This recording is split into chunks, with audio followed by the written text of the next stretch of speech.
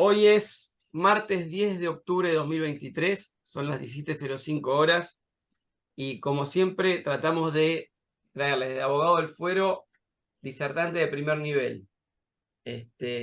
Cuando la conocí a la doctora Leiva y me planteó el tema, me trajo recuerdo cuando cursé la materia de negociación, donde me enseñó el método de Harvard, que es uno de los métodos que la doctora Leiva maneja muy bien, porque me hizo refrescar todos esos conceptos que aprendí 20 años atrás en la última materia de la facultad. Qué importante que es la negociación y, Fernanda, tú me dirás qué poca bola que se le da en nuestra profesión. Y uno tiene que entender, o va entendiendo, yo tengo 20 años de profesión, que no es buen abogado solamente el gran procesalista o el que conoce todos los fallos, sino que también puede ser muy buen abogado el que sabe negociar bien. Y uno puede ver grandes procesalistas o grandes disertantes que por ahí no son tan exitosos económicamente, que esa es una de las variables con las que se mide el éxito, no la única, ¿no? Porque el reconocimiento académico también es importante, ser beneficioso para la sociedad y hacer acciones bien también es importante, pero a veces uno dice, ¿por qué si sabe tanto no le va tan bien? Porque capaz no negocia bien. Entonces, la herramienta de negociación que tenía un título que en realidad no era el óptimo, que era cómo negociar para ganar los casos, con la realidad que cuando se llega a un acuerdo ganan ambas partes, o es la idea. Si las partes negocian voluntariamente es porque están entendiendo que va a ser mejor ese resultado que por ahí un juicio largo. Más en nuestro país, fíjense lo que pasa con los juicios que en términos de dólar se están licuando constantemente, no hay tasa que resista. Entonces, esta reunión de hoy con una disertante de primer nivel, ya después van a leer su currículum oficialmente, apunta a eso. Nuestra asociación es de defensa gremial, el que no está asociado, asóciese, es gratis, Facundo le va a poner en el chat la forma, el que quiere donar, dona, y el que no, no le pedimos nada. El que quiere donar 500 pesos para pagar el Zoom, manda a alias abogado del fuero y los dona. El que no puede, no hay problema, es bienvenido igual o bienvenida. Es una asociación abierta que defiende los intereses profesionales y queremos profesionales cada vez más y mejor capacitados. Por eso es que hoy tenemos a la doctora Leiva con nosotros. Antes de darle paso a la presentación formal, le voy a dar paso a mi amiga personal, que nos honra con su presencia, la vicepresidente primera del Colegio Público, la doctora Patricia Trota. Pato, adelante. Hola, buenas tardes. Muchísimas gracias por haberme convocado a este evento espectacular de mi querida amiga Ferleiva. Yo estoy muy agradecida que haya querido venir a dar su charla acá porque gozo día a día de su página, de su Instagram, y valoro muchísimo que cada día me da un tip distinto, no solamente para la profesión, sino también para la vida. Me parece súper importante para nosotros, que en general todo nuestro grupo es de abogados litigantes, poder empezar a aprender un poquito más de la resolución alternativa de conflictos. Me parece que tenemos que estar cada día más preparados para eso, porque es lo que se viene en la sociedad, tratar de bajar la virulencia, la querulancia, tratar de ser nosotros mismos quienes podamos ponerle el cascabel al gato con una sentencia nuestra, de las partes, y no estar rogándole a los jueces que hagan tal o cual cuestión.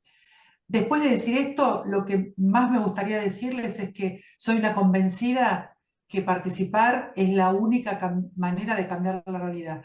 Fíjense que yo estoy siendo la vicepresidenta del colegio circunstancialmente, solo por haber participado en esta gran asociación de abogados que es la Asociación de Abogados del Fuero, y desde ese lugar nos resulta muchísimo más fácil ir a los juzgados, pedir por nuestros derechos, decir, che, me dijeron los abogados que estás con un año de atraso en las sentencias, che, me dijeron, bueno, todo eso lo podemos lograr si empezamos a participar. Y lo último, para no aburrirlos, 120.000 matriculados en el Colegio Público de Abogados y votamos 9.500. Chicos, chicas, no va más eso. Tenemos que participar. Es una vez cada 2 años. Vamos a ponernos los zapatos, la camisa, la cartera, y vamos a votar una vez cada 2 años, porque ese voto va a hacer realmente que nuestra profesión cambie. Les mando un beso grande a todos y estoy esperando la gran clase de Fer. Un besito.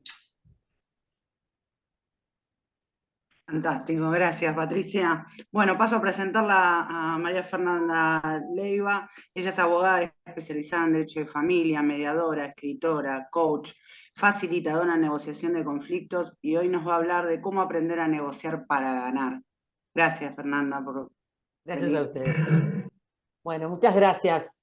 Voy a ser muy poco formal, así que los que me conocen ya saben que tantos años de abogacía me terminaron haciendo un poco más informal. La propuesta de hoy, y lo hablábamos ahora antes de empezar, es dar un pantallazo en relación a esto de cómo negociar de otra manera, porque es imposible en una hora y media ir a fondo, pero sí me gustaría, en realidad, como romper con algunos de esos principios que tenemos muy incorporados y tienen que ver con cómo aprendimos a ser abogados o ser abogadas en esto de, en principio, aprender a litigar. Entonces, antes de hablar de esto, de cómo negociar, concretamente me gustaría traer acá 3 cuestiones. Una, que nos animemos cada uno de quienes estamos acá a hacer esto que en coaching se dice saltar de la pecera, ¿no? En relación a salir de esos lugares de confort, de esos lugares conocidos, que para el caso nuestro es ese paradigma que aprendimos en relación a hay una sola forma de ejercer la abogacía, que es litigando. Y es desde una mirada muy concreta de los conflictos entendidos como un problema normativo en el que se va a la búsqueda de la razón, a la búsqueda de quién tiene la verdad formal del expediente, que por otro lado no necesariamente tiene que ser la verdad real, y empezar a pensar que hay otras posibilidades de abordar los conflictos, más allá de cuánto después nos dediquemos a negociar o no. Los conflictos tienen una parte racional, que es esa que nos enseñaron en la facultad, pero tienen casi todos también al mismo tiempo una parte emocional, que necesitamos aprenderla incluso para litigar. Una segunda parte que me gustaría invitarlas a pensar es en esto de cómo pensar fuera de la caja, cómo pensar de otra manera. En empezar a tener pensamientos más creativos. La realidad es que tenemos una profesión que nos forma para pensar dentro de un cuadrado normativo, dentro de la norma. Y en esto de negociar de otra manera, en esto de adquirir habilidades blandas, un primer gran ejercicio es esto de, bueno, cómo podemos abordar las mismas cuestiones de una manera más creativa. ¿Vieron esa cantidad de ejercicios que hay con puntitos, cómo unir los puntos y de tal manera, otra otra? Bueno, si tenemos tiempo, por ahí hubiera traído alguno de esos, pero la idea es esto, ¿no? Algo así como desarrollar el pensamiento lateral, bueno, desarrollarlo en función de los conflictos que tenemos, ¿no? A diario con los clientes. ¿Cuántas miradas distintas podemos tener de esos conflictos que muchas veces estamos acostumbradas a mirar de una sola manera? Y la tercera cuestión preliminar que me gusta traer es que me encantaría que hoy se lleven algunas cuestiones concretas, pero fundamentalmente me gustaría que se lleven unas cuantas preguntas.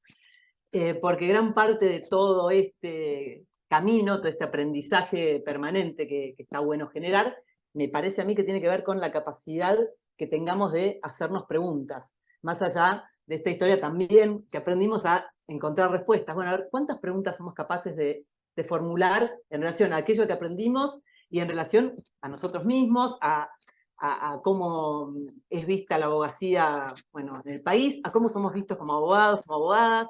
Entonces, la primera pregunta que quiero instalar acá, ya que el título es, bueno, esto de cómo negociar para ganar un caso, ¿para qué negocian? Y se las voy a volver a decir al final, porque ahora seguro les va a aparecer alguna primera idea. ¿Para qué negocian cuando van a negociar? Todos tenemos algo ya preestablecido. Bueno, a ver si cuando terminemos la respuesta que tienen es la misma, y ojalá que no sea la misma, y ojalá que no sé, en un mes nos veamos en otro Zoom y me digan, miren, mira, Fer, tengo otra respuesta. Porque la realidad es que aprendimos en la Facultad de Derecho a negociar para ganar. Y esto del título tiene una cosa bastante poco inocente, el lenguaje no es inocente, y la verdad es que queremos ganar siempre como abogados, como abogadas, inclusive cuando negociamos. Ese es el chip que traemos. Entonces estamos acostumbrados, o aprendimos a negociar desde las posiciones que nos traen nuestros clientes, que nosotros encuadramos en un determinado lugar jurídico, pero vamos con esa posición a la mesa de negociaciones. Y entonces entramos en un regateo en el que es, bueno, yo te ofrezco 90 porque en realidad quiero cerrar en 70 y nos vamos acercando, vamos negociando de esa manera. Es decir, finalmente queremos llevarnos para nuestro cliente la tajada más grande posible. Nos queremos, ¿no? Queremos hacer esto de ganar y que el otro, a lo mejor no necesariamente que el otro pierda, pero bueno, es un ganar-ganar un poco mentiroso muchas veces. La realidad es que queremos ganar inclusive en las negociaciones. Entonces, la primera propuesta en esto de empezar a negociar de otra manera es desaprender todo ese bagaje que tenemos incorporado, que nos es muy útil para litigar, pero que quizá, casi seguro, no nos es tan útil para negociar. Porque la verdad es que si nos vamos a sentar a negociar con un montón de recursos nuevos, y yo les cuento cómo es el método Harvard, y después seguimos haciendo un montón de otros encuentros y profundizamos más en el método Harvard y en el derecho colaborativo y tal, pero no somos capaces de cuestionarnos a nosotros mismos, a nosotras mismas, en quiénes somos a la hora de negociar, vamos a seguir negociando de la misma manera, con otros conocimientos que nos van a servir solo como una cuestión académica más. Entonces el punto es, bueno, ¿cómo queremos ejercer la abogacía? ¿Qué abogados o abogadas queremos ser? Desde esa mirada, bueno, ¿qué personas tenemos que ser para poder ser esos abogados que queremos ser? Y esto que pareciera que viene de otro planeta, en realidad es bien concreto a la hora de ejercer la abogacía o de sentarnos a negociar, que es de lo que vamos a hablar hoy. Porque negociamos desde quienes estamos siendo, desde quienes somos, no negociamos como entes apartes que están al margen de quienes somos en la vida diaria. Y negociamos todo el tiempo. La negociación es algo que nos acompaña todo el tiempo. Yo muchas veces en esto de hablar de los conflictos y tal, traté de poner mucho sobre la mesa que está bueno sacarle a los conflictos la connotación tan negativa que tienen, porque tenemos conflictos todo el tiempo. Es natural vivir con conflictos. De hecho, tenemos conflictos internos con nosotros mismos.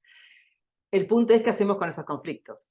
Y esos conflictos los negociamos. Y también negociamos todo el tiempo para tomar decisiones, para convivir. La negociación está presente todo el tiempo. Y somos los mismos todo el tiempo en ese nivel de negociación, más allá del ámbito en el cual estemos. Entonces es importante que reconozcamos cómo somos negociando. Entonces, ¿cómo son ustedes negociando? ¿Son competitivos? ¿Son evasivos? ¿Tienden a hacer negociaciones distributivas? ¿Se animan a hacer negociaciones colaborativas? Son todas preguntas que yo les propongo que se vayan haciendo. Al margen de esto, no dijimos al principio que si alguno tiene alguna pregunta, quiere decir algo, acá van a tomar eso, háganla porque digan, comenten lo que quieran, así intercalamos para que no sea esto como un monólogo. Entonces, la idea es esto de empezar a revisarnos en los cimientos que nos constituyen como abogados, como abogadas, porque si no, la realidad es que caemos siempre en lo mismo, ¿no? Caemos en falsas negociaciones en las cuales finalmente estamos negociando. Y algo que me gusta traer, a propósito un poco de lo que decía Nahuel cuando empezó, es también empezar a pensar en las negociaciones como una posibilidad que nos genera otras opciones laborales, sin que nos tengamos que poner en ese lugar en el cual después nos catalogan de ser quienes hacemos agrandamos los problemas y tal y tal. La realidad es que hay espacios de negociación en lugares que a veces nos perdemos de investigar o de abordar y se nos van después como para otros lugares. Me estoy acordando, traigo esto que no estaba demasiado en lo que iba a decir, pero me vino a la mente justo antes de empezar el Zoom, porque me acordaba de esta historia de lo que nos pasa con las sucesiones, de lo que nos pasa con los divorcios. La verdad es que si nosotros podemos empoderarnos de nuestra capacidad negociadora, que tiene que ver con el conocimiento del derecho, podríamos tomar mucho más aguerridamente, aunque a lo mejor no es la palabra ideal, estos divorcios que pareciera que pueden ser administrativos, o esas sucesiones que parece que pueden evitarse porque las hacen los escribanos a través de las donaciones. La realidad es que en los casos en los que no hay conflictos, o que aparentemente todavía no hay conflictos, hay negociaciones. Hay negociaciones en donaciones que ya están hechas, y después los herederos se tienen que poner de acuerdo en cómo hacer para dividir ese bien que quedó en condominio. Hay negociaciones en esas separaciones, en las que, bueno, que a lo mejor como son convivencias, nunca se llega a nada y hay que negociar. Hay un montón de trabajo que no llegamos a tomar porque no vemos en la negociación un lugar que nos dé trabajo. porque lo vemos como algo menor, quizá, o porque lo vemos como algo en lo que no fuimos enseñados. Entonces, la propuesta también pasa por ahí, porque podamos, desde el ejercicio profesional, identificar la cantidad de lugares que tenemos para trabajar y para expandirnos, más allá de lo típico del litigio. Entonces, bueno, siendo un poco más... Sí. Y a propósito de eso, la doctora Paz, Sofía Paz, en el chat pone, más allá de agradecerte la propuesta que brindás, quería saber qué tipo de perfiles se necesita para negociar. Creo que tiene que ver un poco en línea con lo que venís hablando. Genial, gracias. La idea, a ver, no es que hay un perfil, porque este también es quizá un mito, ¿no? Bueno, fulano tiene una personalidad mucho más negociadora que Mengano. Y creo que, no sé, a ver, que levante la mano a quien le dijeron alguna vez que sos combativa o que sos litigante o sos beligerante. Creo que nos pasa mucho, ¿no? Dentro de la abogacía, que tenemos mucho más desarrollada esa faceta beligerante que la faceta negociadora.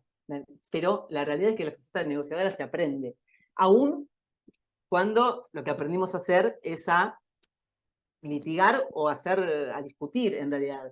Estamos todos formados inclusive los más jóvenes, ¿no? Estamos formados en un ejercicio de la profesión confrontativo. Hay una partecita de la propuesta dice cómo pasar de la confrontación a esto de la colaboración. Y yendo a esta pregunta, la realidad es que no hay personas que sean mejores negociadoras que otras por una cuestión de ADN, por una cuestión innata. Habrá personas más carismáticas, menos carismáticas, más empáticas, menos empáticas, pero todo se desarrolla. La empatía se desarrolla, las habilidades blandas se desarrollan todas, la capacidad de negociación se aprende y se va desarrollando. El punto es, en principio, sí, me parece, para nosotros que estamos formadas de determinada manera, es cuánto podemos desaprender de lo aprendido para el momento en el que nos vamos a sentar en una mesa de negociación. Porque si nos quedamos encorsetados en la manera aprendida de ser abogados litigantes, de ser abogados beligerantes, claramente vamos a negociar con muy pocos recursos, no vamos a saber negociar bien. El punto es, bueno, si nos podemos desdoblar o si queremos elegir una faceta y no la otra. Eso creo que también en un punto es un mito, ¿no? Esta historia de, bueno, el que negocia sabe negociar y no sabe litigar, o el que sabe litigar no sabe negociar. Me parece que también es momento de decir que se pueden hacer las dos cosas. Sí, el hecho de aprender a negociar requiere, hasta tanto no se cambie la cuadrícula, de hacer después un aprendizaje que no tenemos en la facultad, porque es conectar con toda una parte emocional que no aprendemos en la facultad, es aprender inclusive, bueno, esto de cuáles son las opciones que tenemos disponibles para generar alternativas de resolución de conflictos más allá de lo que ya esté armado como mediación o como conciliación y entrar en ese formato, esto de aprender recursos, aprender técnicas y animarnos a desobedecer quizá lo que aprendimos, inclusive en cómo vincularnos con los clientes. Me gusta a mí siempre arrancar con esto que decía al principio de, bueno, negociamos todo el tiempo, negociamos con nosotros mismos, nos vamos construyendo como negociadores en esto de cuántos nos animamos a cuestionarnos, a preguntarnos cosas para, en consecuencia, bueno, empezar a formarnos de otra manera. Y la primera negociación que tenemos más allá de esta, que es con nosotros, y es estos acuerdos que hacemos con nosotros en cómo queremos ejercer la profesión, ¿no? Para desaprender lo que no nos sirve aprender, o lo que no nos sirve mantener, me parece que un factor clave y que no nos dicen en ningún lugar es esto de cómo nos vamos a vincular con el cliente, cuál va a ser, y ahí va a arrancar la primera negociación. Estamos acostumbrados a tener entrevistas con los clientes, más allá después de cómo tengamos o no la relación con el paso del tiempo, aprendimos a vincularnos desde un lugar en el cual encontramos que la jerarquía profesional está dada por esto de la capacidad que podemos tener desde la oratoria, por esto de, bueno, mostrar cuánto sabemos, mostrar seguridad, mostrar que tenemos todas las respuestas, ¿no? Nos quedamos ahí. Y la verdad es que si queremos salir a negociar con eficiencia, necesitamos primero negociar con el cliente. Por un lado, negociar toda esta cuestión no menor de por dónde va a pasar nuestro trabajo como abogados negociadores, porque todo eso tiene un valor. En la medida en que no le podamos poner un valor a ese trabajo que hacemos en instancia de negociación, nunca vamos a avanzar porque las negociaciones nunca van a ser redituables. Entonces, es importante que eso lo podamos explicitar.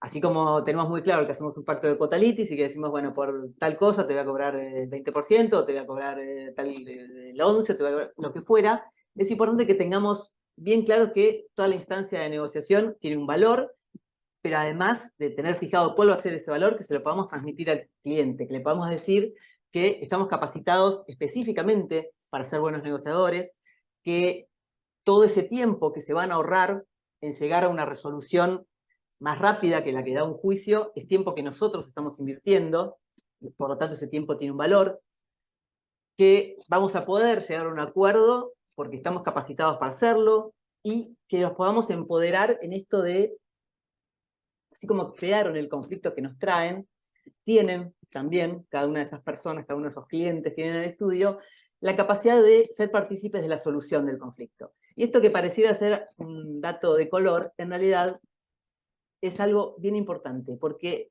está comprobado que hay muchas más posibilidades de llegar a acuerdos cuando las personas se sienten involucradas en ese proceso de negociación que se está llevando adelante que cuando se sienten meros espectadores. Ahora, todo esto se los tenemos que contar a los clientes. Y tenemos que poder hacer abordajes de los conflictos desde otra perspectiva. Así como tenemos más o menos identificados toda esta historia de las habilidades que necesitamos para negociar, esto de la escucha empática, de la escucha efectiva, esto de la asertividad, esto de la empatía, bueno, todas esas cuestiones que más o menos alguna vez escuchamos que está bueno usar en las mesas de negociación, la realidad es que es importante que las podamos usar con nuestros clientes en esa primera entrevista en la que nos están contando qué les pasa, en la que nos están trayendo el caso. Porque el cliente viene al estudio con una posición tomada y con una emocionalidad X. Entonces nos va a contar ese problema que tiene desde ese lugar, desde ese enojo, o desde esa desilusión, o desde la emocionalidad que tenga. Y nos va a mostrar una posición. Nos va a decir, a mí me pasa tal cosa.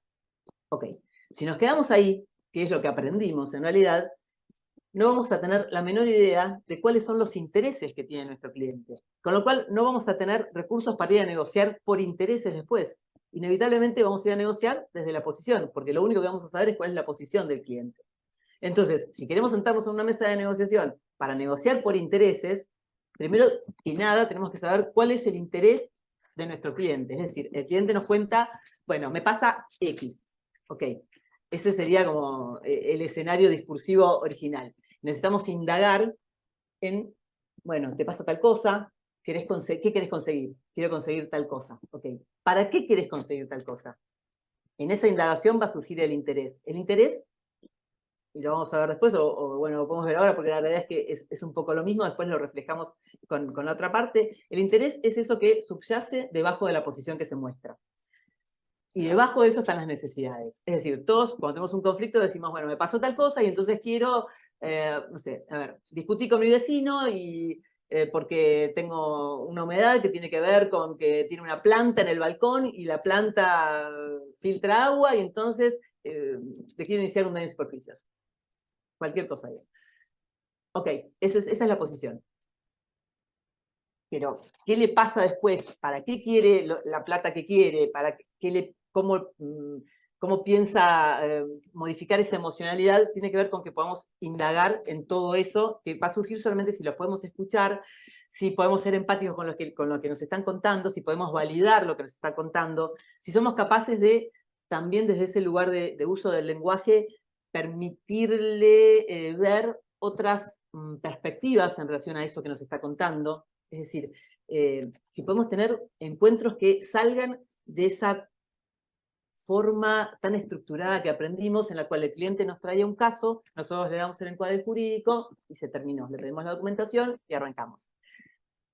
La propuesta es, si vamos a negociar de otra manera, empezar con un espacio más amplio con nuestros clientes, un espacio de negociación con nuestros clientes, que por otro lado nos va a permitir también poder conmesurar cuál es el grado de conflictividad y cuál es el tiempo que nos puede llevar esa negociación y si la negociación que pensamos encarar tiene sentido o no. Porque a lo mejor nos parece que es bueno, un caso súper negociable y somos los más negociadores del mundo, pero escuchando a nuestro cliente decimos, no, este caso es para abrir y cerrar la mediación e ir a juicio. Es decir, esa conversación nos da un montón de recursos y nos da también recursos muy claros para poder considerar cuál debería ser el monto de los honorarios que vamos a pedir. A todos les habrá pasado más de una vez que cuando empieza a andar el asunto se llevan alguna sorpresa con que evaluaron mal los honorarios porque pensaron que el asunto era más simple de lo que a lo mejor finalmente era. Y eso muchas veces surge no tanto de qué pasa con el desenvolvimiento después del juicio, sino con que a lo mejor no prestamos la debida atención al caso originalmente, a que no escuchamos todo lo que era necesario escuchar. Entonces, la primera negociación es esa, es con el cliente. Y el primer acuerdo es con el cliente. Yo propongo, en esto de empezar a armar acuerdos diferentes, armar un buen acuerdo con el cliente que vaya más allá del pacto de quotalitis, que establezca claramente cómo vamos a trabajar, por ejemplo, porque todo esto también tiene que ver con empezar a pensarnos en el ejercicio de una profesión que nos siente mejor, que nos permita ser quienes queremos ser en el ejercicio profesional. Entonces, ¿cómo nos vamos a comunicar con el cliente? ¿A qué nos estamos comprometiendo concretamente? Más allá de que tengamos una obligación, que todos sabemos por dónde nos pasa el trabajo, pero el punto es que podamos ser claros con el cliente. Y una vez que escuchamos todo eso, sí, ahí viene la parte que sabemos, que es la de, bueno, ser abogados o abogadas tal cual como lo aprendimos. Esto es, bueno, hacer el encuadre jurídico del asunto. Pero ahí no regatear, no quedarnos cortos en cuánta explicación damos en relación a las máximas y mínimas que nos plantea ese caso. Porque es algo que muchas veces no compartimos con el cliente. Muchas veces no somos lo suficientemente claros o claras en esto de qué expectativas deberíamos tener en relación a qué puede pasar con ese caso concreto que nos traen. Entonces, a mí me parece que es una buena práctica poner sobre la mesa con claridad, bueno, esto es tal cosa, judicialmente puede tardar tanto tiempo, si, no sé, si nos toca tal sala puede pasar tal cosa, si nos toca tal otra puede pasar tal otra. Si vamos a mediación, bueno, las posibilidades son tales, que podamos plantear ese escenario y también que le demos al cliente la posibilidad de decidir en relación a ese conflicto que le pertenece. El conflicto es del cliente. Entonces, si logramos también generar esa mirada, damos mucho más lugar a todas las posibilidades autocompositivas. Cuando hablamos de derecho colaborativo, hablamos de una manera autocompositiva de resolución de conflictos. Y la mediación, en definitiva, es lo mismo, aunque la tenemos acá usada de otra manera. Hablamos nosotros y, bueno, corremos un poco a las partes de escena, pero la realidad es que las negociaciones debieran ser con una presencia mucho más contundente de las partes, porque es la manera de permitir que se desarrollen con todas sus potencias, ¿no? Entonces, una vez que logramos esta primera reunión, esto que en el derecho colaborativo es el punto cero, o sea, es el punto con el que arrancamos cualquier otra negociación, aunque lo tengamos, porque fíjense hasta dónde estamos muy poco acostumbrados a negociar, que nunca pensamos que esta primera reunión que tenemos con el cliente forma parte de la negociación a nivel general. Y sí, el derecho colaborativo, por ejemplo, la tiene como la primera reunión, esa reunión que tenemos con nuestro cliente. Entonces, esa reunión forma parte ya de la negociación que vamos a tener después. La segunda parte es, bueno, cómo nos sentamos a negociar con la otra parte. Y acá más allá de, bueno, empezar a jugar con esto de si vamos a negociar de una manera o de otra, claramente hoy yo les voy a hablar un poco del método Harvard, que plantea una modalidad específica, que es esto de, bueno, de ganar-ganar, en el entendimiento de que podemos agrandar el pastel, dice el libro del método Harvard, que es porque la propuesta tiene que ver con poder indagar en esto que yo les decía de los intereses, que es la manera de poder generar después más opciones. El método Harvard propone en principio 4 ítems así como muy, muy contundentes, que los vamos a nombrar y después vamos a ver cómo los podemos bajar a la práctica, porque si no va a quedar así como muy, muy teórico. La idea es tener presentes bien claro durante todo el proceso de negociación, que una cosa son las partes, una cosa son las personas y otra cosa son los problemas que traen. Que no los confundamos. Es algo que solemos hacer. Las primeras que confunden esto son las partes. Las partes nunca vienen diciendo, bueno, quiero hacer un juicio de divorcio porque me quiero separar de mi ex marido, es porque él me hizo tal cosa y porque...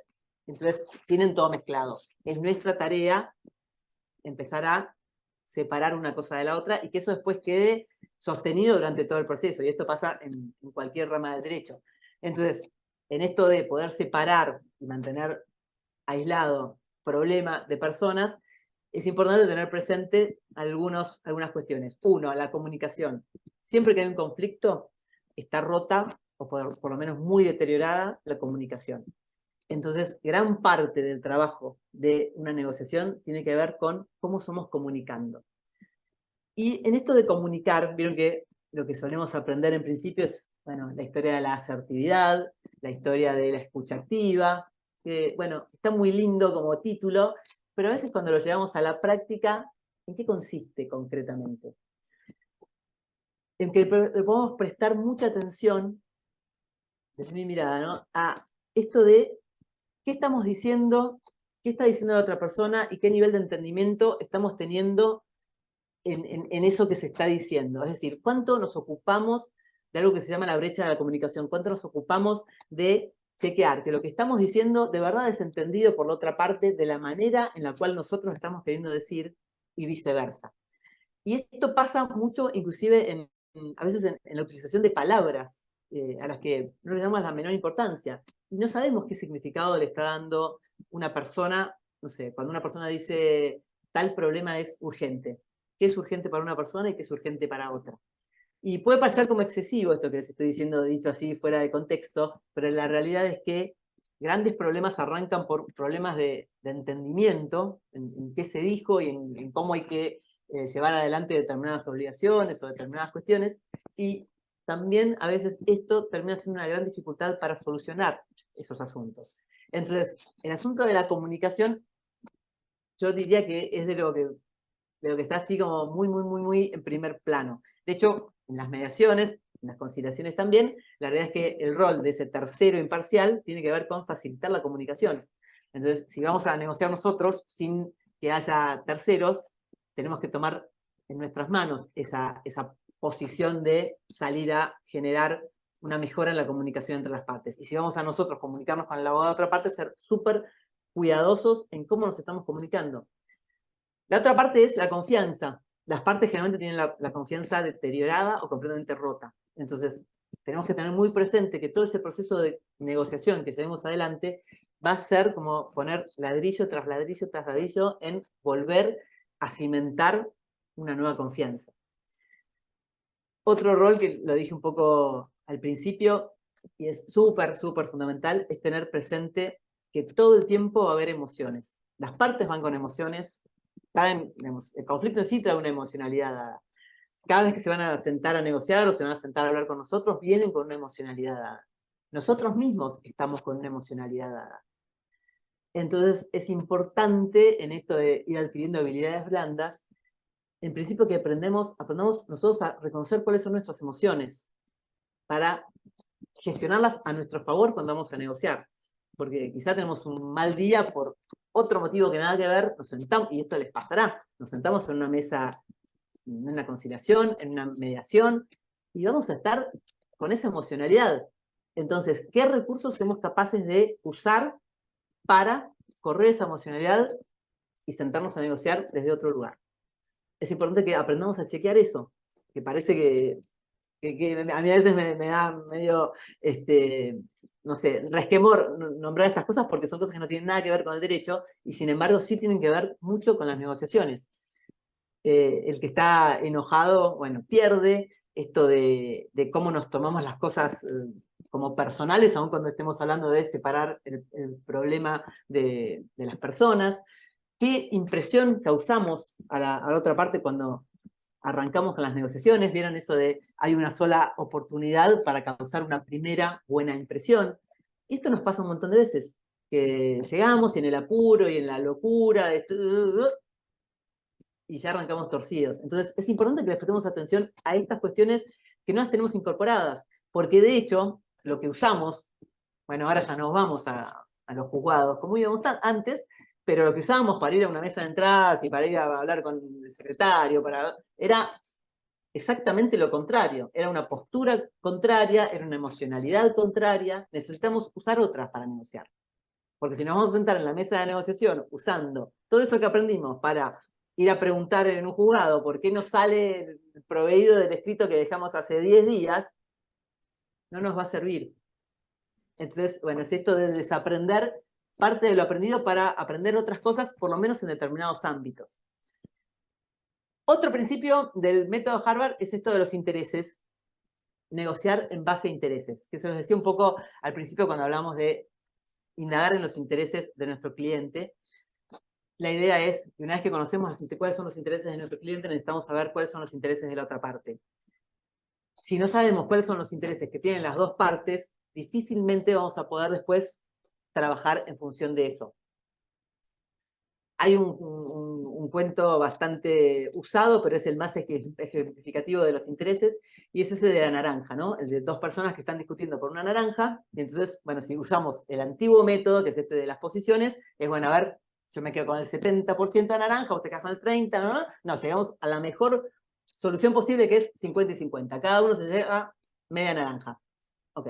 Ahora, si logramos indagar en cuáles son los intereses que tenía cada persona para llevarse esa naranja, a lo mejor hubiéramos podido saber que una de las partes quiere la naranja para hacer jugo y que otra parte quiere la naranja para hacer un budín y necesita la ralladura de la naranja. Obviamente este caso es muy simple y no siempre es tan fácil indagar en los intereses, pero la realidad es que si logramos indagar en los intereses, cada una de las partes se podría haber llevado el 100% de la naranja, porque una se hubiera llevado el 100% de la cáscara y la otra el 100% del jugo.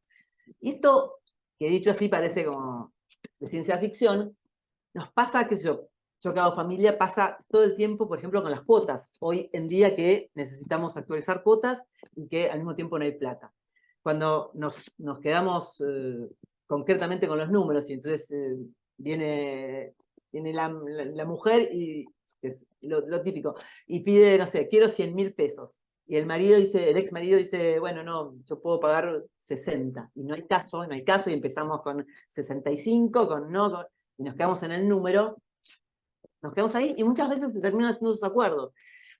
Y nos privamos de empezar a indagar, por más obvio que pueda parecer, para qué quiere la plata esa madre que está pidiendo la cuota alimentaria. Uno dice, y es obvio, es una cuota alimentaria que quieres tanta plata, que es la liquidación que hizo el abogado, para alimentar a sus hijos. Ok, ahora, nos tomamos el trabajo de ir indagando en cada uno de esos rubros, cómo están compuestos en lo profundo de lo que representan. Porque por ahí, no sé, nos encontramos con que hay una parte que es la combi, y la combi son, no sé, 15.000 pesos por mes. Y a lo mejor el padre no puede sumar 15.000 pesos más por mes, pero puede llevar a los chicos al colegio a él. Y esto es trabajar con los intereses. Lo traigo también en un caso bastante simple de familia, pero créanme que es algo que muchas veces olvidamos hacer, porque nos quedamos con esto de lo numérico, y nos quedamos con las obligaciones, y nos quedamos con las posiciones de las partes y sus enojos. Entonces, bueno, no llegamos a esto de agrandar las posibilidades. El tercer punto que plantea el método Harvard tiene que ver con generar opciones. Esta historia de poder generar opciones, obviamente tiene que ver con los intereses. O sea, en principio es, bueno, vamos descubriendo los intereses y después podemos empezar a trabajar en las opciones. Algo importante para tener presente con los intereses es esto. Tener posiciones completamente opuestas no quiere decir de ninguna manera que no haya debajo intereses que sí sean, vayan en el mismo sentido, o que quizá no vayan en el mismo sentido, pero sean complementarios. Es decir, posiciones opuestas no equivale a intereses opuestos. Es súper importante que lo tengamos presente, porque si no, no podemos ir trabajando sobre eso. Generar opciones es esto de, una vez que descubrimos cuáles son los intereses que andan dando vueltas, empezar a pensar en posibilidades. ¿Vieron la famosa tormenta de ideas a la cual le damos muy poca bolilla? La tenemos como, bueno, sí, el brainstorming y listo, y ahí quedó. Y en las negociaciones que hacemos con colegas, o inclusive en las mediaciones. ¿Cuántas veces ustedes ven últimamente un mediador que se para y que agarra la pizarra y empieza a escribir un montón de ideas? No lo vemos. Lo que propone el método Harvard es usar ideas, y de hecho está escrito así, ideas locas. Usar ideas que no estén sometidas a la crítica, que no estén evaluadas. Es decir, usar todas las ideas que se nos ocurran.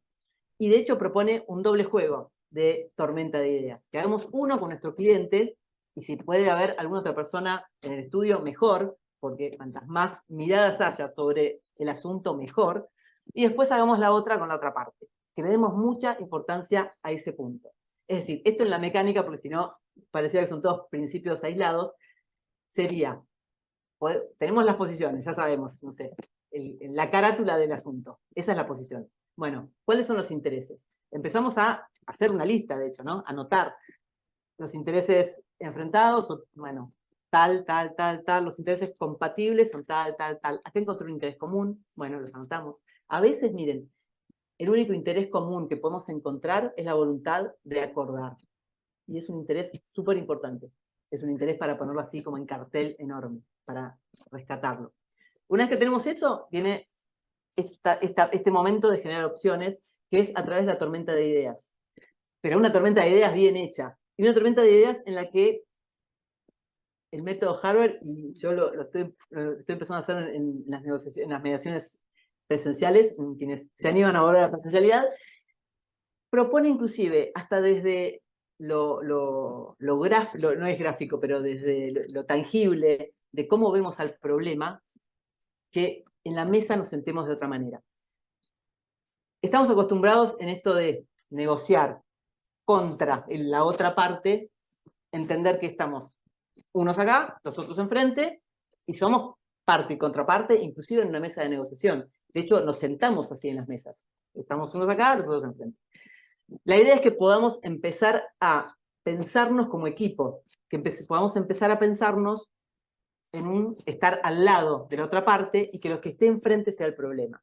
Y esto, como lo visual tiene siempre mucho que ver, está bueno inclusive plasmarlo en la mesa de negociación. Y un momento como muy bueno para poder plasmar esta reubicación es cuando estamos haciendo la tormenta de ideas. Una tormenta de ideas bien hecha, ¿no? Con una pizarra o con un rotafolio o con, no sé, una cartulina, pero que todo el mundo esté viendo lo que vamos escribiendo y que las partes dejen de estar enfrentadas y que estén enfrentadas a esas opciones que se están generando, a esas ideas que estamos teniendo, que dejen de tener la sensación de somos parte y contraparte, como en un litigio, para que empiecen a tener la concreta percepción desde lo vivencial de estamos sentados al lado para solucionar este conflicto que nos pertenece y que en realidad es a eso a lo que estamos enfrentados.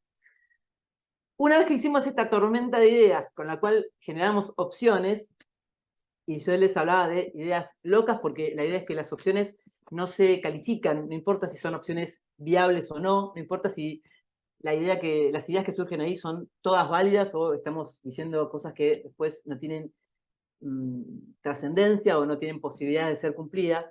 Después vamos a rescatar alternativas, que sería como el paso siguiente. Es decir, de esas opciones que surgieron, bueno, ¿cuáles son viables? ¿Cuáles son alternativas que podemos sí empezar a evaluar con criterios jurídicos y con algo que el método Harvard le da mucha importancia y es el 4 principio, son los criterios de algo así como de justicia, pero no justicia en cuanto a justicia jurídica, sino a sentido de lo justo. Es decir, el método Harvard trae mucho esto de que las partes puedan sentir, puedan percibir a esa solución que estamos buscando como justa desde... Vieron que esto nos pasa muchas veces con los clientes. Las personas, más allá del conocimiento del derecho, tienen una sensación de qué les parece que es justo y qué no. Bueno, que vayamos por ese lado, por ese lugar de tomar esos principios que los dejen satisfechos desde ese lugar, para después hacer acuerdos que estén basados en estos principios de los cuales estamos hablando. Entonces, esos acuerdos a los cuales deberíamos llegar, en principio tendrían que tener plasmados los intereses de las partes, tendrían que ser percibidos como justos, más allá de toda esa digamos, la cuestión jurídica que vamos a manejar, y algo súper importante es que sean acuerdos de cumplimiento posible y duraderos en el tiempo. La realidad es que, y acá no quiero hacer una mezcla de tantas cosas, pero sí aparece, no sé si leyeron algo de esto, aparecen últimamente los contratos conscientes, los acuerdos conscientes, que tienen que ver con esta historia de poner el foco, más allá de toda esta cuestión que ya traemos naturalmente, que tiene que ver con, bueno, qué pasa si en caso de incumplimiento, cuál es la mora, cuál es el plazo, cómo interpretar, a qué tribunal vamos a ir, digamos, toda esa cuestión normativa, por si el acuerdo no se cumple, que podamos poner también foco en qué hacemos para que ese acuerdo sí pueda cumplirse. Y eso tiene que ver con la construcción del acuerdo, es decir, en cómo hemos trabajado para llegar al acuerdo, y en después los elementos que le demos al mismo acuerdo para el caso de que haya algún inconveniente. Es decir, si vamos a ir derecho a la mora, a la interpretación, bueno, vamos derecho otra vez a lo de siempre. Entonces, que haya resortes en el acuerdo para los casos de, ojalá que no, pero ojalá, digamos, de posibilidad de desavenencias en cómo llevar adelante, bueno, muchos acuerdos en los cuales va a seguir habiendo cierto plazo de tiempo que va a mantener a las partes unidas. Porque, digamos, creo que no lo dije al principio, esta forma de negociación es especialmente válida o especialmente necesaria, diría yo, para esas cuestiones en las cuales la relación entre las partes es importante, o entre las cuales hay una relación entre las partes. No es lo mismo, qué sé yo, negociar un daños y perjuicios entre dos personas que chocaron y que nunca más se van a ver, que negociar una cuestión societaria entre personas que van a seguir siendo socios, o una cuestión de familia, o una cuestión de derecho sucesorio, o una cuestión entre vecinos. La realidad es que esas cuestiones son las que valen la pena que podamos desarrollar todos estos recursos, porque son personas que van a seguir conviviendo, van a seguir teniendo una relación, y por lo tanto, la manera en la cual arreglen o no ese conflicto, les va a permitir después gestionar los conflictos que puedan seguir teniendo de otra manera. Algo que no dije, porque no es tan del método Harvard, pero sí es súper importante tener presente todo el tiempo, es esto del MAN. Vieron que yo les decía al principio cuando hablamos con el cliente, bueno, mostrarle cuáles son las máximas y mínimas, y ser bien claros en ese detalle, porque me parece también que le hace bien a la profesión, ¿no? Es no dejar que corra esa historia de casi ilusoria de qué se puede conseguir, y que está tan asociada a veces a esa mala fama que tenemos en muchas ocasiones, como que prometemos cosas que después no cumplimos. Entonces, que seamos claros en las máximas y mínimas, pero más allá de eso, que con esas máximas y mínimas podamos elaborar un MAN bien concreto. El MAN es la mejor alternativa a un acuerdo negociado. Y ese MAN lo tenemos que tener desde antes de sentarnos a la mesa de negociación, porque es lo que nos va a dar el marco de hasta dónde esa negociación nos sirve o no nos sirve, si tiene sentido que nos quedemos negociando o no, si es momento de levantarnos. También el MAN con el que contemos nos va a dar alguna pauta en relación a cuál es el momento más oportuno para empezar la negociación. En qué momento tenemos más poder en la negociación, o menos, y entonces por ahí conviene hacer una pausa. Entonces, definir el MAN es súper importante. Y es muchas veces importante hasta comunicárselo a la otra parte, por si la otra parte no se está dando cuenta. A mí me pasa muchas veces que cuando estoy en el rol de mediadora, que me doy cuenta que no están teniendo MAN, o están teniendo un MAN que por ahí no es el adecuado. Y entonces, si uno no maneja ese punto con eficacia, la negociación no va a ir a un lugar provechoso para el cliente. Vamos a negociar mal. Entonces, bueno, esto quizá no está en el método Harvard, pero sí es de la práctica.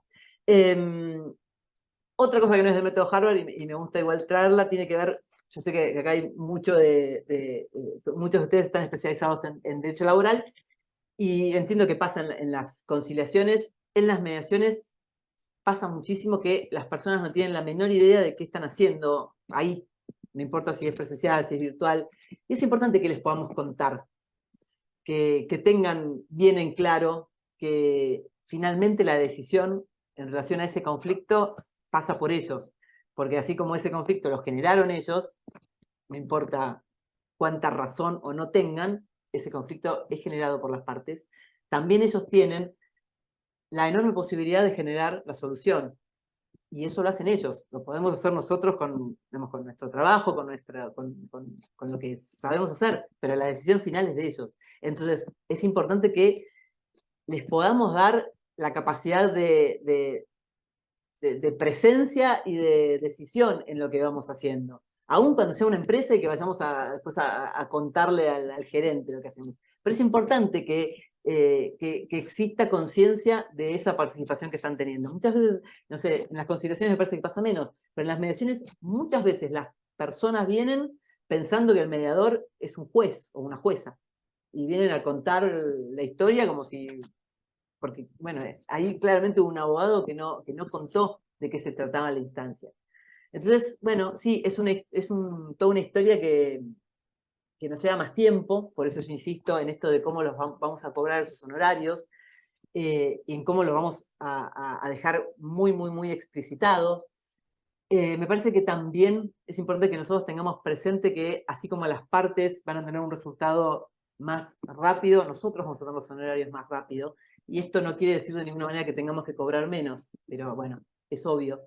Entonces, en esto de no siempre lo igual es lo idéntico, ¿no? Que podamos ser creativos incluso con los honorarios. Un punto súper importante en esto, ahora que dije la palabra creativo, es la creatividad que nos permitamos tener en todo el proceso. Que no le tengamos miedo a hacer cosas que no aprendimos en la facultad, porque de eso se trata, negociar de otra manera. Si seguimos negociando encorsetados en ese formato que nos es muy útil para litigar, nos perdemos de otras posibilidades que nos da el hecho de, bueno, hablar de otra manera, de escuchar de otra manera, de gestionar emociones de otra manera, de permitir que la otra parte se desahogue. Muchas veces las partes involucradas en un conflicto necesitan contar lo que les pasa, y eso es parte de la solución. Y puede parecer algo tonto, y sin embargo es algo que pasa. Eso saca muchísima carga. La gente muchas veces necesita que la otra parte, que el abogado de la otra parte, escuche qué le pasa. Y con eso ya tenemos una buena parte resuelta. Pero si no lo hacemos... entonces, bueno, me parece también que es súper importante en esta era post-pandémica que podamos distinguir para qué cuestiones es más útil seguir con la virtualidad y para qué cuestiones es más útil volver a la presencialidad. Ahora se habla un montón de la empatía digital, de un montón de cuestiones. Sí, obvio. Ahora, también, desde mi mirada, hay algunas cuestiones que son más fáciles de ser negociadas presencialmente que virtualmente. Porque si a un conflicto de familia, por ejemplo, más allá de toda la carga que tiene cada una de esas personas involucradas, le metemos una cámara, la otra cámara, la señal, si se escucha o si no se escucha, el Zoom, la conexión, estamos sumando factores. Y algo importante que no lo dice el método Harvard, pero bueno, de algún otro lugar lo traigo, es el contexto que sepamos crear para negociar. Vieron que muchas veces, qué sé yo, pasa a veces con las audiencias en los juzgados, y ahora también todo cambió un poco, pero las audiencias, por ejemplo, para las particiones sucesorias, que, bueno, si uno no se pone de acuerdo, uno va a un juzgado y en el juzgado era la audiencia. Esas mismas audiencias en realidad se pueden hacer vía mediación. Y los resultados son bastante diferentes. Son diferentes porque interviene el mediador, sí, pero también son diferentes porque sacamos a las partes del contexto del juzgado. Entonces, el punto es, ¿qué contexto somos capaces de crear para negociar? Que es esto del ámbito, y es también cómo estamos nosotros, digamos, cómo estamos de formales nosotros, cómo estamos emocionalmente, ya lo dijimos, pero digamos, qué marco le vamos a dar a esa reunión en la que queremos hablar del conflicto de otra manera. Entonces, si queremos hablar de otra manera, necesitamos también generar un marco que sea diferente. no sé cómo estoy de tiempo, nunca miré un reloj, así que no sé quién me quiere decir. Ah, son las 6. Bueno. Son las 18. Son las 6, son Son las las 6, 6. son las 6. No, porque yo puedo Igual, seguir si querés tomarte 53 un horas, vasito, pero... si querés tomarte un vasito con agua. Claro, y te comento, bueno, más allá de que ya hay algunas devoluciones en el chat en cuanto a escucharte y aprender, y por ejemplo, Agustina Bergoncelli habla de que la negociación colaborativa para personas como nosotros, que nos formamos en la Facu de Derecho, y vemos al otro como un rival, es toda una deconstrucción. Estoy convencida de que es el camino a seguir para ser mejores colegas y personas, es justamente esta deconstrucción, ¿no? Y después la doctora Paz te pregunta si en este tipo de negociaciones puede aplicar, yo estoy parafraseando la pregunta para aplicarlo un poco a lo que venís hablando, si en este tipo de negociaciones puede aplicar el balcón, entre comillas, como hacen en mediación, supongo que es una técnica, te pregunta eso. Sí, lo de salir, bueno, digamos, lo de el balcón o salir al balcón es esto de, bueno, como de, vieron que yo en un momento dije, bueno, esto de qué momento pausar, bueno, es esto de salirse como de la escena, mirar cómo viene el tema y después volver o hacer una pausa. Sí, la realidad es que todo lo que usamos para mediación es aplicable para esto. Yo no quise hoy traer demasiado el tema de derecho colaborativo, que bueno, decía Agustina, para no vamos a hablar de muchos temas y no terminar con ninguno, pero la realidad es que todo lo que usamos en mediación aplica para derecho colaborativo, todos los principios del método Harvard aplican para derecho colaborativo, aplican para mediación. Algo que nos pasa es que tenemos también a la mediación un poco desvirtuada o estamos un poco, no sé qué palabra usar, desilusionados, o sea, tenemos algunos problemas con la mediación. La mediación no ofrece todas las posibilidades, en todos los casos, hay casos en los que sí, pero en muchos casos no, que nos debería poder ofrecer. Así como nos quejamos del Poder Judicial, nos pasa un poco lo mismo con las mediaciones. Entonces, la pregunta es, ¿qué hacemos con eso? ¿Nos seguimos quejando o generamos otras alternativas? Yo siempre voy por esto de generar otras alternativas, ¿no? De hacernos cargo. Una posibilidad es esto de, bueno, si las mediaciones no son lo suficientemente buenas, siempre tenemos, obvio, la posibilidad de elegir un mediador, pero bueno, hay distritos en los cuales es por sorteo, las conciliaciones son por sorteo, entonces es, bueno, aprendamos a negociar nosotros. Aprender a negociar es esto, es capacitarnos. La única diferencia que hay entre el derecho colaborativo y las mediaciones es que en las mediaciones, bueno, las conciliaciones también, aparece un tercero imparcial. El tercero imparcial es un facilitador en la negociación. Ahora, todo el resto debiera ser muy parecido, aunque el derecho colaborativo tiene todo un proceso muy estructurado. Tiene esto de las reuniones individuales, las reuniones a 4 bandas, que son las reuniones de las dos partes.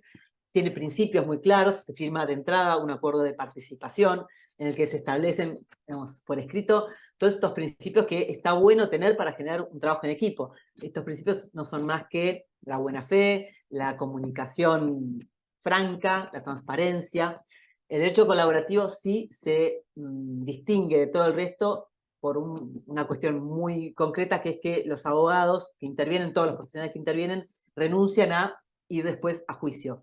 Es decir, los abogados colaborativos trabajan solamente en la instancia de negociación. Si ese caso no llega a ser solucionado con un acuerdo, los abogados dejan su participación y esa cuestión va a juicio con otros abogados. Esa es la gran diferencia que tiene el derecho colaborativo en relación a cualquier otro tipo de negociación. Yo, por ese pequeño gran detalle, no lo veo tan posible de ser aplicado tan contundentemente en la realidad jurídica argentina actual. Porque la realidad es que sí, con todos los problemas que tenemos y con los honorarios y tal, vamos a pretender que haya muchos abogados o abogadas que se dediquen a ejercer el derecho colaborativo y en consecuencia a renunciar por completo a la instancia judicial. Bueno, no sé si estamos hoy en condiciones de hacer eso, pero sí estamos en condiciones de tomar los principios del derecho colaborativo y usarlos y ser los mejores negociadores que podamos ser y hablar con la otra parte para que la otra parte tome también esas pautas con las cuales vamos a negociar.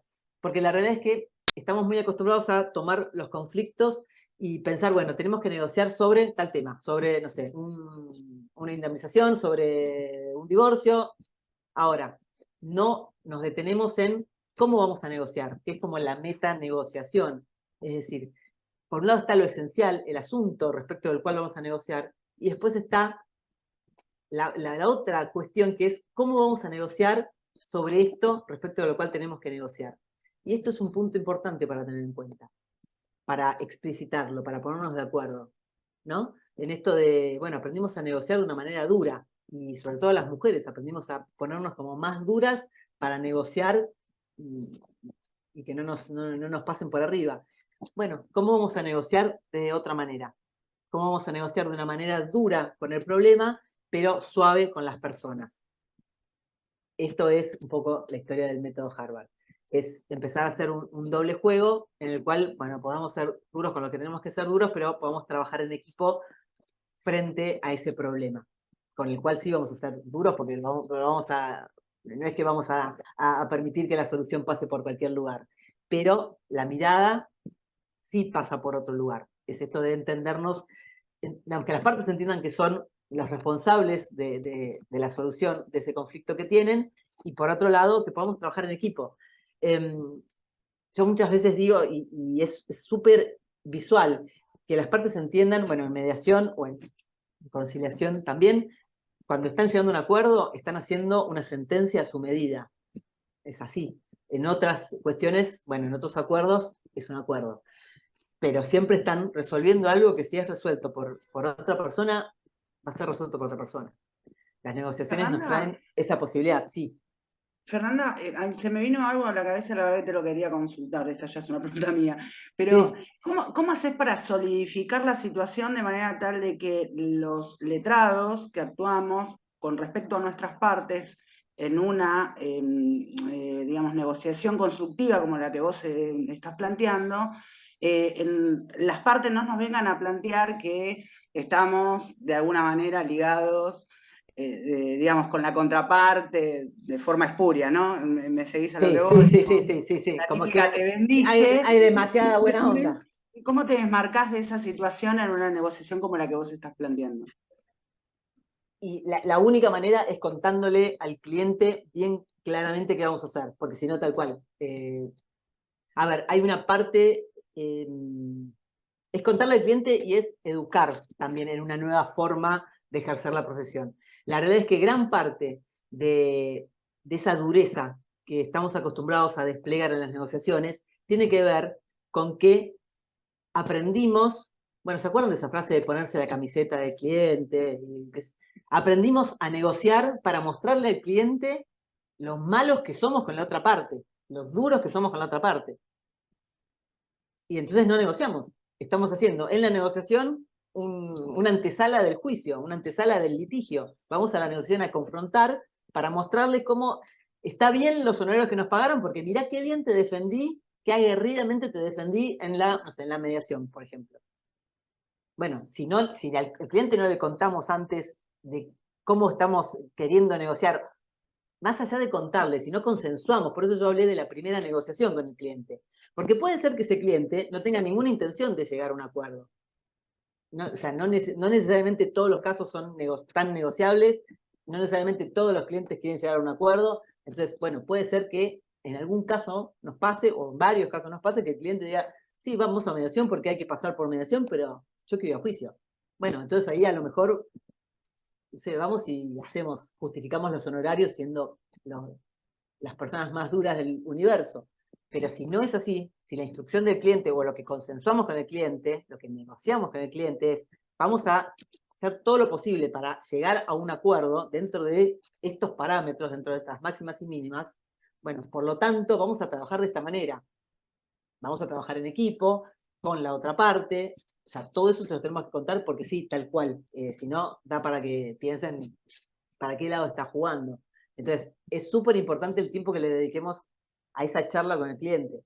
Y esa charla tiene que ser súper cobrada, porque otra vez, si seguimos con el paradigma de cuando viene el cliente, no le vamos a cobrar, porque como vamos a ir a juicio, y entonces le vamos a cobrar el 20, y entonces la consulta va a ser gratis, y bueno, la consulta es, bueno, vos más o menos contame de qué pasó, y ya está. esa consulta tiene que ser una consulta larga, porque aparte poder identificar los intereses lleva tiempo. La gente muchas veces no tiene demasiado claro para qué está pidiendo lo que está pidiendo.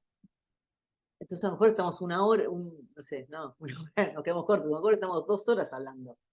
Lo tenemos que poder cobrar.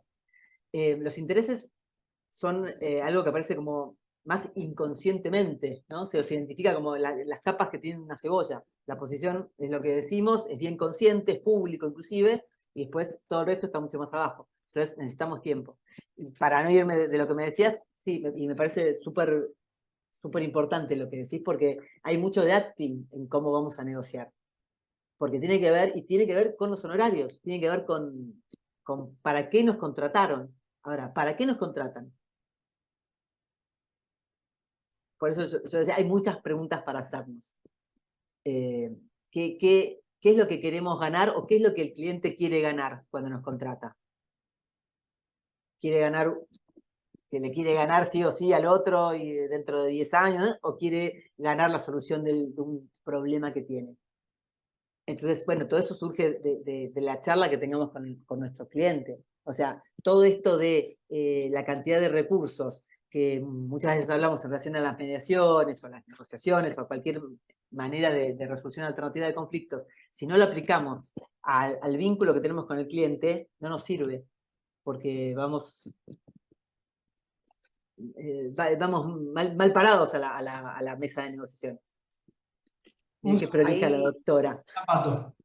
Ahí Pato No, quería hacer una. La verdad que te estoy escuchando muy atentamente y lo que yo siempre digo, y a veces es bueno explicarlo en el contexto, esto que vos decís de hacer una muy buena consulta, que para mí es fundamental porque hay que escuchar a la persona. La persona viene con una carga emotiva. Yo hago juicios patrimoniales, o sea que yo hago laboral, pero me imagino que debe ser mucho peor en las cuestiones familiares. Viene con una carga emotiva muy grande y no puede comprender que el otro, mientras exista un intercambio telegráfico y todavía no haya un resultado final, no le debe nada. O sea, ellos creen que si la liquidación da 5 millones, le deben 5 millones. Entonces hay que explicarle al cliente que en realidad esto es un litigio, que es hay 2 partes, donde 2 partes tienen intereses diferentes, piensan diferentes. Uno cree que tiene todo, el otro cree que no debe nada, y que en ese sentido hay que allanarse a eso. Y lo que es peor es que hay que explicar el contexto Argentina, ¿no? Porque a nosotros, a todos los litigantes, nos atraviesa que si bien tenemos una tasa de interés que algunas salas la aplican, otras no, nos atraviesa el tema dólar. Yo hace 15 días estaba hablando con un cliente sobre un juicio muy importante y resulta que ahora, en lugar de valer 600 pesos, el dólar vale 1000. Entonces, y los juicios son en pesos. O sea, todas esas cosas. Por eso es importante cobrar la consulta, para poder evacuar tranquilos con todo el tiempo del mundo. Si es un obrero, bueno, si es un obrero raso no le va a cobrar, pero si es un obrero que es administrativo, a lo mejor le puede cobrar un simbólico. Si es un trabajador más jerárquico, le puede cobrar una buena consulta, para que poder uno sentirse tranquilo, que le da todos los elementos para que pueda tomar una buena decisión en este contexto país también, ¿no? Sí, sí, Parece a mí, absolutamente. y después decirle esto al cliente, bueno, a ver, nadie se va a allanar a pagar algo que todavía no tiene sentencia. Nadie, Sí, ¿no? sí. Sí, hoy, o sea, creo que en la Argentina actual este factor tiempo está tan presente en las negociaciones versus los juicios, adquiere como una relevancia increíble, porque inclusive en las negociaciones el tema tiempo es un tema, porque ya hoy cuando hablamos, bueno, hay un acuerdo, no sé, la suma va a pagar va a ser tanto, bueno, ok, ¿en cuánto tiempo? ¿En un día, en una semana, en un mes? En el ámbito de las negociaciones. Perdón, Marta ahí levantó la mano, Marta R. Sí. Adelante, Marta, por favor.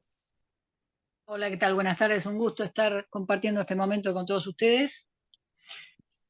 Todas, todos, todes, como más les guste.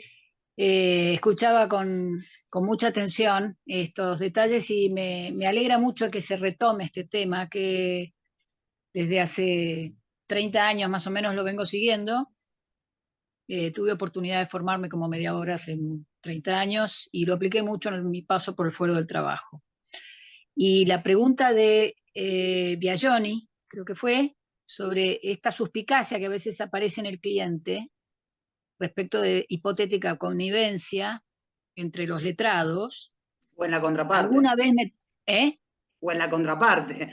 Por ahí no es tu O la propio con- cliente, sino la contraparte, y te dinamitó todo el Exacto. proceso constructivo. Están todas las opciones, A con B, B con C, C con A, etc. O inclusive con el propio juzgado. Hablo no desde el marco teórico, sino desde la experiencia, mixturada con este método de Harvard que menciona la colega. Me sirvió mucho desde el lugar de tercero neutral, como no era juez, no tenía que decidir, con lo cual la confidencialidad se mantenía. Frente a una manifestación de una inquietud de una de las partes, es explicarle, siguiendo la técnica que explica la doctora con total claridad, explicarle desde ese lugar de tercero neutral que cuando mejor se lleven los abogados, menos palos en la rueda se van a poner a lo largo del pleito. Estamos hablando en el contexto de un litigio, no de una negociación previa, de una mediación prejudicial. Pero de todas maneras me parece que es algo que muchas veces es útil, recordarle al cliente o a la parte que no es para que se casen entre ellos tampoco, ir al otro extremo, pero cuanto menos hostilidad haya, más lubricado está el camino hacia el acuerdo. Sí. Entonces, no ven tan mal, empiezan a no ven tan mal, esto lo viví en la experiencia, lo pude comprobar. El que haya buenos tratos entre un colega y otro. Simplemente quería sumar este dato proveniente de la experiencia. Muchas gracias. Sí, yo coincido. Y me parece que es esto del cambio de paradigma y es también ofrecer distintas posibilidades, ¿no? a la gente. Quien quiera a lo mejor tener un abogado más combativo, bueno, puede ir a buscarlo. O sea, también es esto de que cada quien pueda elegir la forma que mejor le siente para ejercer la profesión. Una cosa no quita la otra, no tenemos por qué todos hacer lo mismo. Ahora el punto es, si vamos a hacerlo de determinada manera, poder hacerlo con la mayor cantidad de recursos posibles. ¿No? Otra cosa que me gustaba sumar es esto de que se hace a veces en la negociación y olvidamos hacerlo con los clientes, es generar una muestra de las diferentes perspectivas que puede haber en relación a ese caso que nos están trayendo. Sin que esto quiera decir que nosotros no vamos a salir a tomar la mirada que trae el cliente porque somos contratados para eso, pero que le podamos mostrar que la visión que tiene la otra parte es más o menos válida, obviamente siempre está después atravesada por el derecho, pero que la otra parte está viendo las cosas de otra manera y esa otra mirada es válida porque es otra parte, es otro observador. Y si hubiera otro observador más, probablemente vería ese conflicto de otra manera de otra manera diferente también. Es decir, empezar a abrir esto que antes estaba tan zanjado o que sigue estando tan zanjado por tener la razón o no tener la razón, y que es lo que nos lleva a negociar con esto de si yo gano, el otro pierde, y que pueda haber más flexibilidad en ese manejo. Lo cual no es tan simple, obvio es mucho más simple decirlo que después llevarlo a la práctica, pero la realidad es que sí se puede hacer. El tema es que nos animemos a hacerlo, que nos animemos a usar las instancias y que no nos quedemos solamente con lo aprendido, porque nos privamos de posibilidades. Y creo que en la Argentina actual, más allá de la tendencia negociadora o no que cada quien pueda tener, también para la profesión es un buen negocio negociar. Me salió cacofónico. Redondito. Pero me salía así. Si lo quería armar no me salía. Pero es así, o sea, porque también, así como el cliente, digamos, porque uno le va a decir al cliente, mirá que si, no sé, esta suma, no sabés lo que decía la doctora Trota recién. No sabemos si qué va a pasar. Ok. Nosotros, con todos esos honorarios enormes que a lo mejor vamos a ganar, entonces, esto que también es importante que lo tengamos presentes dentro de la abogacía. porque a veces estamos con ese aprendizaje de, bueno, no, los honorarios que vamos a tener en un juicio, Claro. y en la negociación vamos a ganar menos. Bueno, primero, que sí, el gran punto es que las negociaciones, No tiene las por qué ser mediaciones, las menos. consultas, claro, ahora, ¿cómo cuantificamos ese menos? ¿Desde dónde lo estamos mirando? ¿Qué observadores somos cuando decimos esto que ganamos en mediación o en negociación es menos? Porque lo comparamos con cuánto ganaríamos en el juicio. Ahora, ¿cuánto tiempo nos lleva también a nosotros el juicio? ¿Cuánto desgaste nos lleva también a nosotros el juicio? Todo eso que le pasa al cliente, nos pasa a nosotros. ¿Cuántos Entonces, abogados pueden pasar en ese juicio? También me plantearía. claro, Porque cuanto más ¿cuántas conflictivo- renuncias? ¿No? Entonces, que también, digamos, para con nosotros mismos nos hagamos esas preguntas. Porque si no, si ponemos linealmente, bueno, en un juicio sería tanto, y en una negociación es tanto, sí, siempre parece que es menos en la negociación. Fer, Pero, ¿no? Sí. vamos 1 hora y 25 prácticamente, y me gustaría que lleguemos, si te animás, a esbozar digamos, un cierre en relación a la pregunta del encuentro. Digamos, esto de ganar, ganar. Yo diría un poco ahí de qué implica ganar, ganar. Ganar, ganar para quién. Digamos, un poco lo que venías comentando, ¿no? En relación a las partes, a los intereses. Esto de la naranja me pareció súper gráfico y fabuloso. Digamos, eso, dejarlo como bien claro, como material o de alguna manera como puntapié para quizás otro encuentro, que por supuesto Claro, ojalá que lo podamos diseccionar. queda más que ofrecido. La idea sería que esto no parezca utópico, que podamos, porque yo soy consciente que a veces cuando uno lo cuenta y es tan descriptivo, parece utópico. Lo podemos bajar a la práctica, con cosas concretas. Por eso me gusta hablar esto de, bueno, cuando hacemos la tormenta de ideas, ¿cómo la hacemos? ¿Somos capaces de anotar y darle tiempo a eso? ¿Somos capaces de darle tiempo a la entrevista con el cliente y escuchar y preguntar y agrandarnos? ¿Somos capaces de sentarnos en la mesa de mediación, de negociación, de una manera mezclada, que no estemos todos frente a frente y que entonces seamos siempre parte y contraparte? Es decir, estas cosas muy de la práctica que hacen una diferencia. Y yendo a esto que me decías, ¿qué es ganar, ganar? Ganar, ganar es en principio corrernos de esa primera idea que tenemos, que si nosotros ganamos, tenemos que estar ganándole a alguien. Porque venimos del paradigma judicial, del paradigma del litigio, que uno gana, otro pierde. Y eso lo llevamos a las negociaciones. Nos da siempre la sensación que un buen acuerdo es el acuerdo en el que nosotros nos llevamos una tajada superior a la de la otra parte. Un buen acuerdo es el acuerdo en el que nosotros salimos mejor parados que la otra parte. Y vemos siempre a nosotros y la otra parte. Entonces, el ganar, ganar tiene que ver con cambiar por completo el paradigma en función de qué hacemos cuando negociamos. Cuando negociamos, dejamos de ser adversarios para ser parte de un equipo que tiene, sí, en principio posiciones opuestas, lo cual no quiere decir que tenga todos los intereses opuestos. Va a haber intereses opuestos y va a haber intereses que van en el mismo sentido y va a haber intereses complementarios e intereses que no tienen interferencia. Entonces, en la medida que podamos hacer una mezcla con todo eso, podamos comprender que si trabajamos juntos, generamos una sinergia que nos da muchísimo más poder que trabajando cada quien de manera separada frente a la otra parte, empezamos a entender que ganamos todos y que no es una fórmula de win-win. Es que no necesariamente para que nuestro cliente gane, la otra parte tiene que perder. Que de hecho, un punto súper importante es tener presente que para llegar a un buen acuerdo necesitamos ser más que cuidadosos, prestarle mucha atención, darle mucho lugar a los intereses de la otra parte. y tener un pleno dominio de cuáles son los intereses de la otra parte. Es decir, que nos podamos correr de esa miopía en la que caemos, en la que estamos mirando siempre cuál es nuestra posición, cuáles son nuestros intereses, y podamos prestar atención a los intereses de la otra parte, porque si no, no vamos a llegar a un acuerdo válido, no válido, sino no vamos a llegar a un acuerdo efectivo.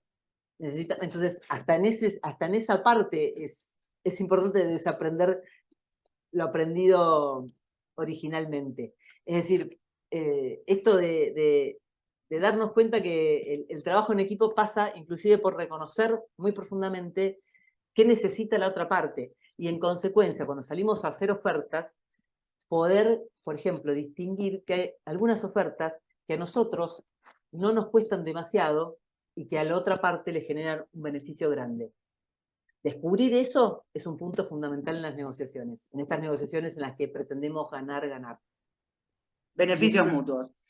Claro, beneficios mutuos, pero más allá de eso, ¿viste? Captar esto que, bueno, a mi cliente, lo que decía, por ejemplo, para no ponerme a pensar otro ejemplo, cuando decía esto de la cuota alimentaria, no sé, cuánto sale el transporte escolar, y a lo mejor el padre no puede subir la cuota, pero puede llevar al chico al colegio. Y a lo mejor llevar al chico al colegio no le es ningún esfuerzo especial porque pasa a 5 cuadras de ahí para ir a trabajar. Entonces, a lo mejor, para él tiene un costo muy bajo y genera un alto beneficio, y es una oferta que a lo mejor omitimos hacer. Eso es ganar-ganar.